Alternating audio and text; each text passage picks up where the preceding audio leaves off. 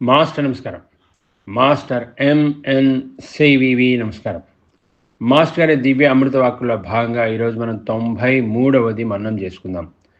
ప్రార్థనా సమయంలో ఏవైనా సంఘటనలు మీకు కానీ ఇతరులకు కానీ సంబంధించినవి జరగబోవునివిగా ఏమైనా కనిపించినా వినిపించినా అవి యథార్థములుగా భావించి ఎవ్వరికీ చెప్పరాదు.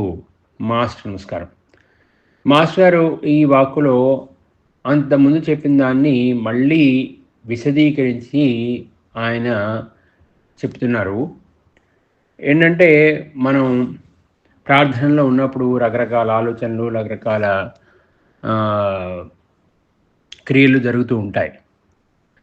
వాటిని అవి ఒకవేళ యథార్థంగా భావించినా, కల్పితాలుగా భావించినా, మన భ్రమగా భావించినా, వాటిని మనవైనా ఇతరులకు సంబంధించినవైనా ఏవైనా కూడా అవి యథార్థంగా భావించి ఎవ్వరికీ చెప్పరాదు. మాస్టర్ గారు మనంలో ఉన్నటువంటి పాపకర్మలే బయటికి వెళ్ళిపోతున్నాయి.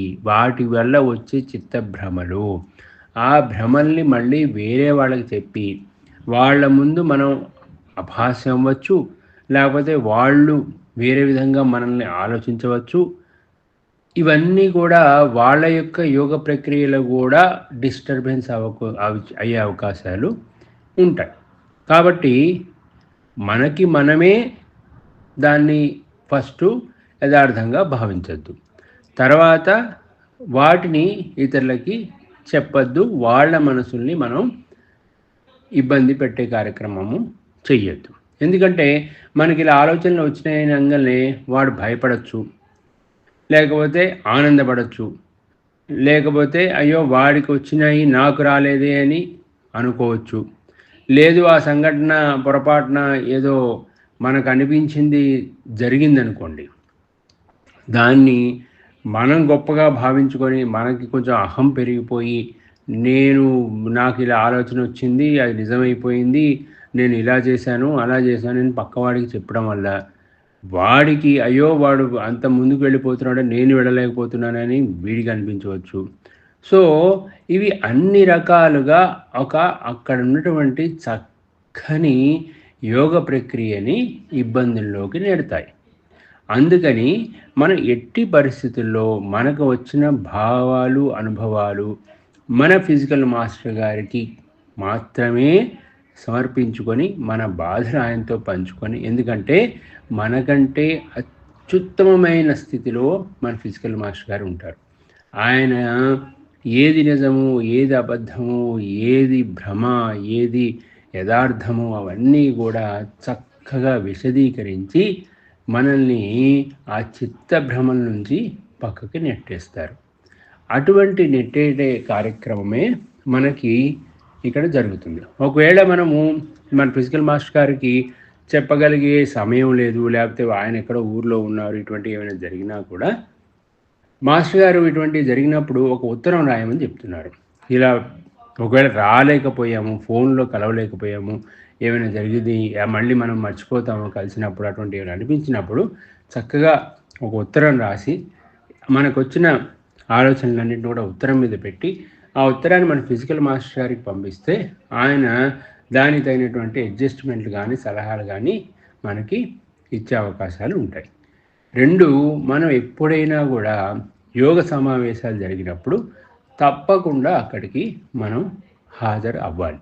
అప్పుడు ఏమవుతుందంటే ఇటువంటి చిత్తభ్రమలన్నీ కూడా మనం చెప్పినా చెప్పకపోయినా మన అందరితో సామూహికంగా చేస్తున్నప్పుడు అవన్నీ అడ్జస్ట్మెంట్ అయిపోయి అందరి యొక్క యోగక్రియలు సక్రమపరిచి మనలో ఆ శక్తిని ప్రవేశపెట్టి మనల్ని ఆనందభరితుల్ని చేస్తాయి. సో అందుకని మనం ఎట్టి పరిస్థితుల్లో యోగమిత్రులను కలవడం కానీ, కలిసి యోగం చేసుకోవడం కానీ, సామూహికంగా మనం యోగ సమావేశంలో పాల్గొనడం కానీ ఏమాత్రం అవకాశం వచ్చినా దాన్ని ఎట్టి పరిస్థితుల్లో వదిలిపెట్టకూడదు. నేను రోజు ఉన్నాను, ఇంట్లోనే ఉన్నాను, అక్కడికి ఎందుకు చేసుకోవాలి, ఇక్కడ చేసుకోవచ్చు కదా హాయిగా, మాస్టర్ గారు ఎక్కడ కూర్చుంటే అక్కడే ఇస్తా అన్నారు కదా అన్నారు. కరెక్టే, 100% మీరు కరెక్టే. మరి అటువంటప్పుడు గుడిలోకి వెళ్ళామనుకోండి, మన ఇంట్లో కూడా దేవుడు ఉన్నాడు. నిత్య పూజ మనం చక్కగా చేసుకుంటున్నాం, దీపారాధన చేసుకుంటున్నాం, స్వామివారిని తీసుకొస్తున్నాం. కానీ మన గుడికి ఎందుకు వెళ్తున్నాము అంటే, ఇంటికంటే గుడి లోపల ఎక్కువ శక్తి మనకి కేంద్రీకరించి ఉంటుంది. ఎందుకంటే 100 మంది వస్తారు, 200 మంది వస్తారు, వేల మంది వస్తారు, లక్షల మంది వస్తారు. వాళ్ళందరి యొక్క సామూహిక శక్తి, సామూహిక పాజిటివ్ ఎనర్జీ పవర్ అక్కడ చక్కగా పనిచేసి అది అందరికీ చల్లగా డిస్ట్రిబ్యూట్ చేయబడి మనకి చక్కని న్యూట్రలైజేషన్ కలిగి మన శక్తి సామర్థ్యాన్ని పెంపొందిస్తుంది. మనలో ఉన్న నెగిటివిటీని చక్కగా పటాపంచలు చేస్తుంది. మన అమృతత్వానికి, మన సాధనకి చక్కగా ఉపక్రమిస్తుంది. అందుకని చెప్పి మనం ఎట్టి పరిస్థితుల్లో మనకి ఏమాత్రం చక్కని అవకాశం దొరికినా మనం ఇద్దరు మిత్రులు కలిసిన చక్కగా కూర్చొని మెడిటేషన్ చేసుకుంటే ఆ ఎనర్జీ, ఆ ఫీలింగు అది అద్భుతంగా వేరుగా ఉంటుంది. కాబట్టి మనలో వచ్చే ఈ భ్రమలు, మనలో ఉన్న నెగిటివిటీ, మనలో ఉన్న ఇబ్బందులు కలవంటే మనం ఎంత వీలైతే అంత చక్కగా దగ్గరలో ఉన్న యోగ మిత్ర మండలికి వెళ్ళి చక్కగా చేసుకోవడం, లేకపోతే మనం ఇంట్లోనే చేసుకుంటూ అన్ని రకాల కోర్సుల్ని చేసుకోవడం, మాస్టర్ అడ్జస్ట్మెంట్స్ మంగళవారం రోజు ఈ 7 అడ్జస్ట్మెంట్ చేసుకోవడం, చక్కగా శుక్రవారం రోజు 13 ప్లానటరీ ఫోర్సెస్ చేసుకోవడం, ఇవన్నీ ఏంటంటే మనలో ఉన్నటువంటి నెగిటివిటీని, పాపకర్మల్ని న్యూట్రలైజ్ చేసి మనకి చక్కని అడ్జస్ట్మెంట్స్ బాడీలో చేసి ఫిజికల్గా, మెంటల్గా, యాస్ట్రల్గా మనల్ని పవిత్రీకరించి అందులోకి చక్కని శక్తి నిబిడీకృతం చేయడానికి మనకి చక్కని దోహదపరుస్తాయి. 13 ప్లానటరీ ఫోర్సెస్ కూడా ఫ్రైడే రోజు మనం చేసుకుంటే అద్భుతమైన శక్తి మనకి ప్లానటరీ ఫోర్సెస్ నుంచి లభించి మనకి శక్తివంతుల్ని చేస్తాయి. అందుకని మనము ఈ సంఘటనలు, జరగకపోవడాలు ఇవన్నీ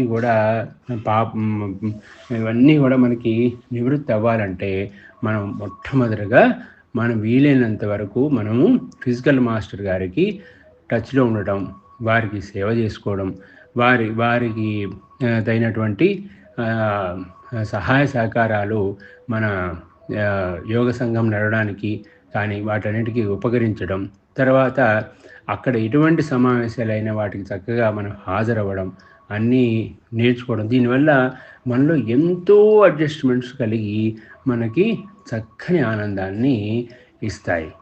రెండో ఆప్షను, మనం ఏవైనా జరిగినా కూడా ప్రతి ఒక్కటి మనం మాస్టర్ గారికి నివేదించుకోవడం, మన ఫిజికల్ మాస్టర్కి నివేదించుకోవడం, చక్కగా ఇటువంటి సంఘటనలు మన పక్క వాళ్ళకి, ఎదురు వాళ్ళకి చెప్పకుండా, యథార్థాన్ని భావించకుండా మనం ఈ రెండింటిని ఉపాయాలతో మనం ముందుకెళ్తే మనకి చక్కగా యోగ జీవితం అబ్బుతుంది.